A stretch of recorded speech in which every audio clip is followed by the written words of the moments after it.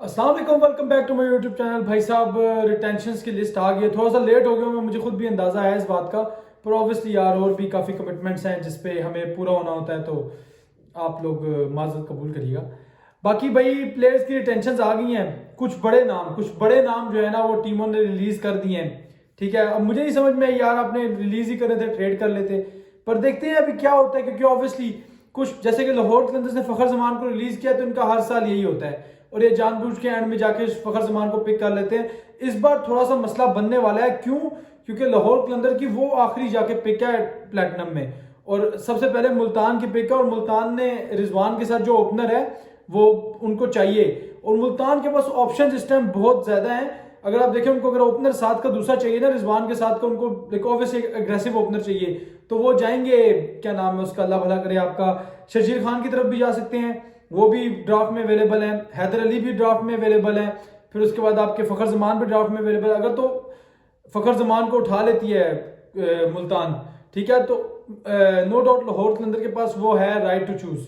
ठीक है, right to match, हाँ राइट टू मैच, सॉरी ये लास्ट टाइम नसीम शाह के लिए कोयटा ने यूज किया था, तो लाहौर कलंदर के पास वो है, पर उनकी पिक चली जाएगी फिर। ठीक है, तो बड़ा मसला होने वाला है, बहुत मिक्सअप हो जाएगा, पर फिर भी देखते हैं। बाकी मैं भी आपके साथ लिस्ट शेयर कर देता हूँ भाई, कौन कौन सा प्लेयर रिटेन हुआ है, कौन कौन सा नहीं हुआ रिटेन। तो सबसे पहले भाई साहब इस्लामाबाद यूनाइटेड पे आ जाते हैं। शदाब खान और नसीम शाह इनके प्लेटिनम में है, तो इनके पास अभी भी एक पिक और है, ये एक और पिक कर सकते हैं प्लेटिनम में, और वो कोई गोरा ही करना पड़ेगा, लोकल पाकिस्तानी प्लेयर नहीं कर सकते। आपको एक बड़ा प्लेयर, एक गोरा प्लेयर कोई ना कोई प्लेटिनम से पिक करना पड़ेगा। उसके बाद हम आ जाते हैं भाई डायमंड पे, तो इमाद वसीम और आजम खान ठीक ही है। इमाद वसीम की समझ में नहीं आती भाई, किस खुशी में इनको ले लिया, पर ले लिया तो अब ले लिया। अब इनके पास डायमंड में भी एक और बंदे की जगह है, वहां से अगर इन्होंने एक और बंदा लेना है तो ये ले सकते हैं। उसके बाद भाई इनकी जो इंटरेस्टिंग चीजें हैं ना, इंटरेस्टिंग चीजें आप ये चेक करें, फहीम अशरफ, एलेक्स हेल्स और कॉलिन मुनरो, ये बंदे अंडर 1 करोड़ पाकिस्तानी रुपीज की कैटेगरी में खेल रहे हैं।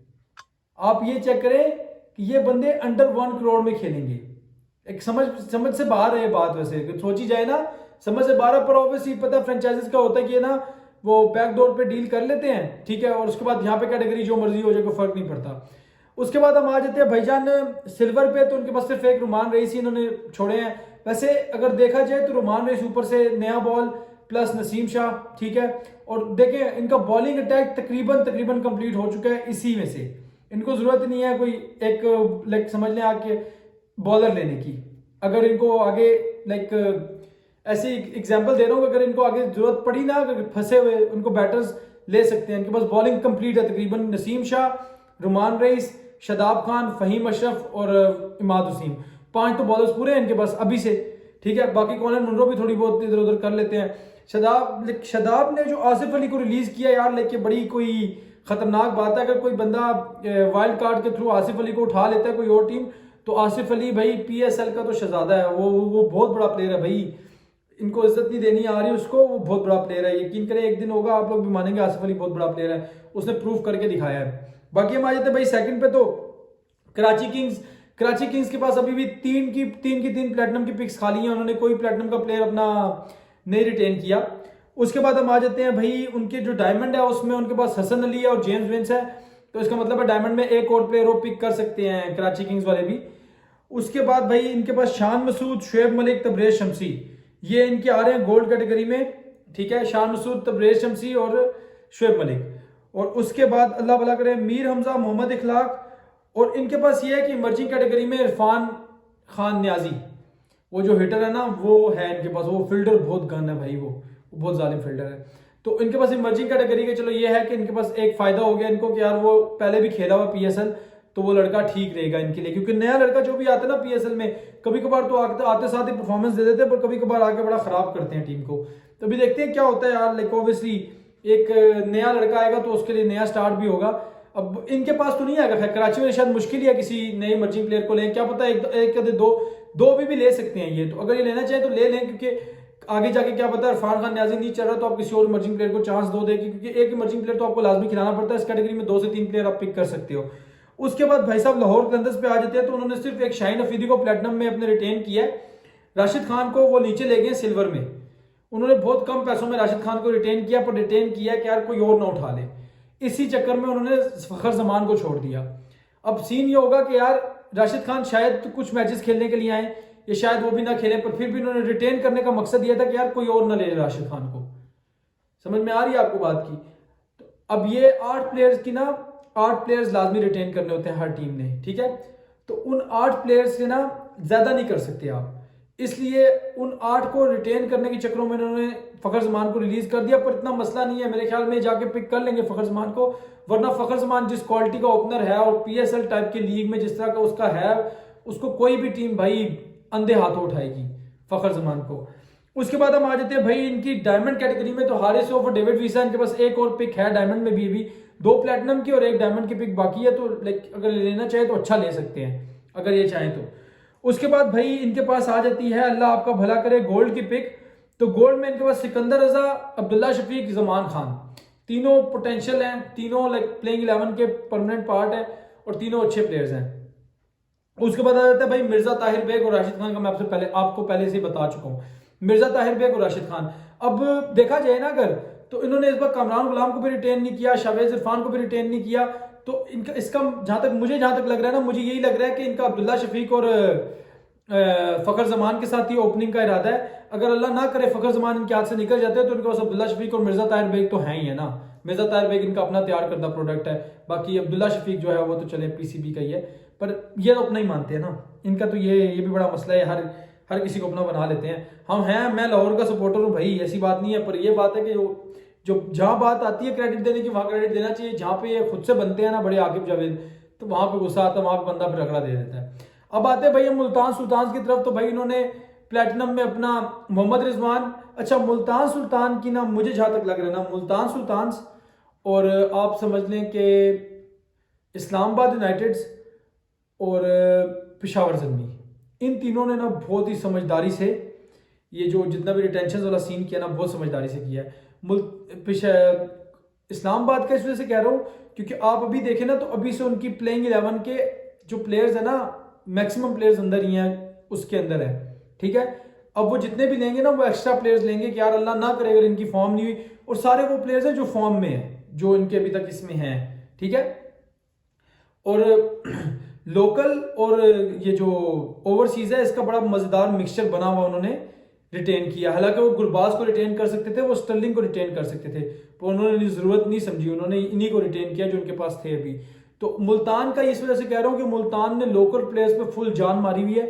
हालांकि मुल्तान ने शाहनवाज धानी को रिलीज कर दिया, एक अजीब शॉकिंग न्यूज है ये, पर देखते हैं आगे क्या होता है। ऑब्वियसली इन्होंने कुछ बेहतर ही सोचा होना है। और शाहनवाज धानी का मेरे ख्याल में उस टाइम उनको अगर कोई पिक करके कोई टीम इज्जत दे सकती है तो वो आई थिंक कराची किंग्स, क्या पता उनको पिक कर ले, क्या पता कराची किंग्स पिक करे, वरना पेशावर ज़ल्मी भी पिक कर सकती है, क्योंकि कराची किंग्स को भी पाकिस्तान का एक अच्छा स्पीडस्टर चाहिए और ज़ल्मी को भी चाहिए, क्योंकि इन दोनों के पास कोई पाकिस्तान का ओरिजिनल अच्छा वाला लाइक जिसे कहते हैं ना फास्ट बॉलर, वो नहीं है, ठीक है।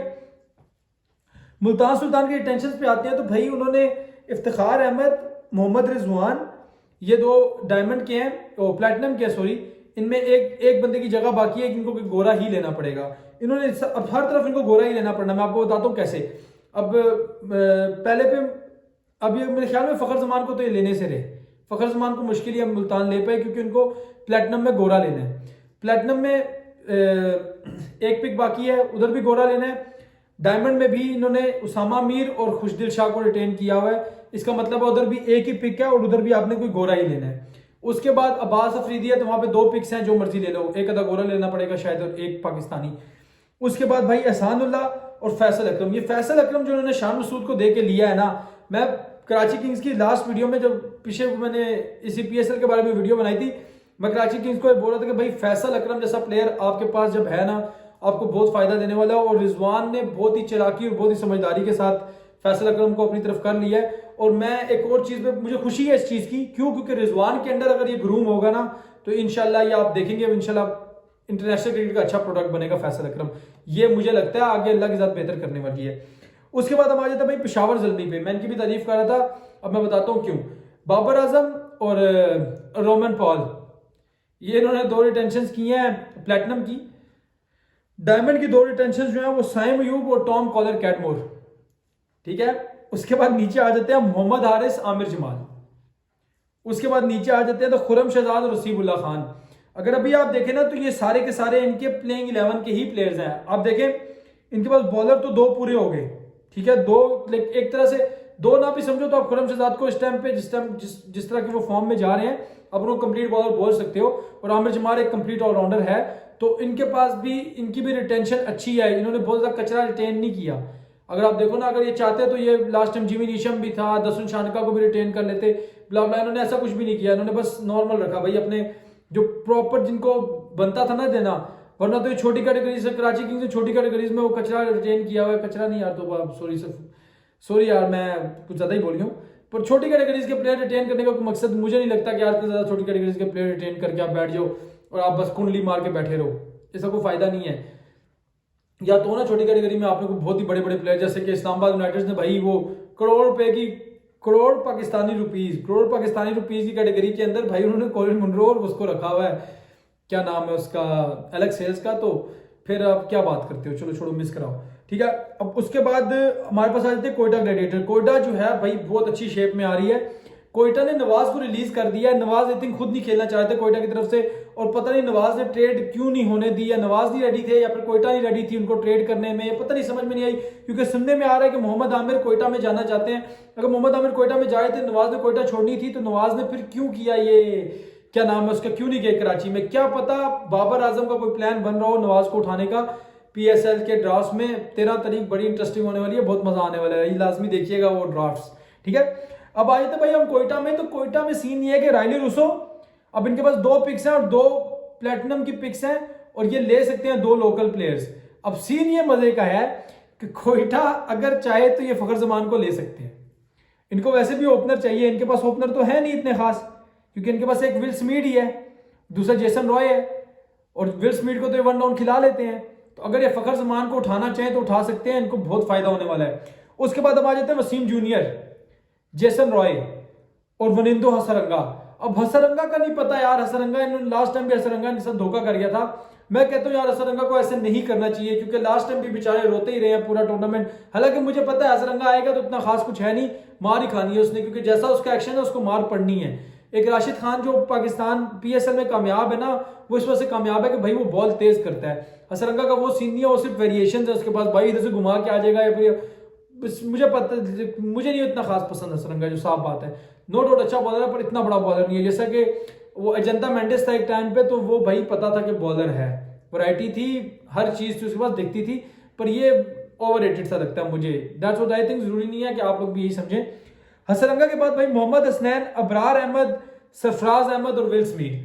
मोहम्मद हसनैन, अबरार अहमद और सरफराज अहमद, पता है इनकी वही 1 करोड़ के अंदर की कैटेगरी वाले खेलने वाले प्लेयर हैं, ठीक है। इसलिए बहुत फायदे में रह गए हैं कोयटा वाले, क्या इनका कप्तान ही वो है कि जो 1 करोड़ के अंदर खेल रहा है। हसनैन, मोहम्मद हसनैन यार PSL में बुरा बॉलर नहीं है। अबरार आप देखना उसका चाइनामैन का शो, आपको पता चलेगा भाई, चाइनामैन कह रहा हूँ, उसका क्या कहते हैं, हैरी पॉटर का शो कह लो, या फिर आप ये कह लो कि यार वो उसका मैजिक देखना आप, ठीक है, आपको खुद पता चलेगा भाई वो किस कैलिबर और किस क्वालिटी का प्लेयर है। और विल स्मीड का तो आपको पता ही है, लास्ट टाइम आप लोगों ने PSL में देख लिया था, 96 बड़े अनलकी रहे थे, 96 पे आउट हो गए थे समीन गुल की बॉल पे, पर जो भी है वो तो है। अच्छा, अब समीन गुल जैसा बॉलर, ठीक है, उसके बाद शाहनवाज धानी, उसके बाद मोहम्मद आमिर, फिर आसिफ अली, और फिर आ जाता है अल्लाह आपका भला करे मोहम्मद नवाज। अब PSL के ड्राफ्ट पहले जो मैंने आपको कल परसों तक मैं वीडियो बनाई थी ना उस बारे में कि यार ये ड्राफ्ट जो हैं ये प्लेयर्स हैं जो प्लेटिनम कैटेगरी है, उस टाइम तक ये ड्राफ्ट ना बिल्कुल आप समझ लें कि यार ये 0 बटन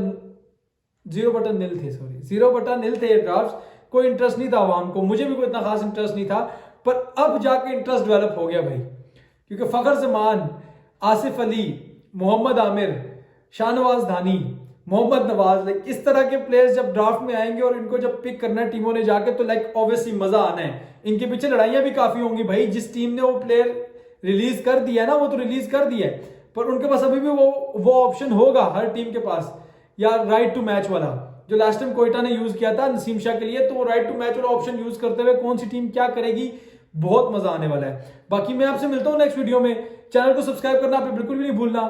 अल्लाह हाफिज।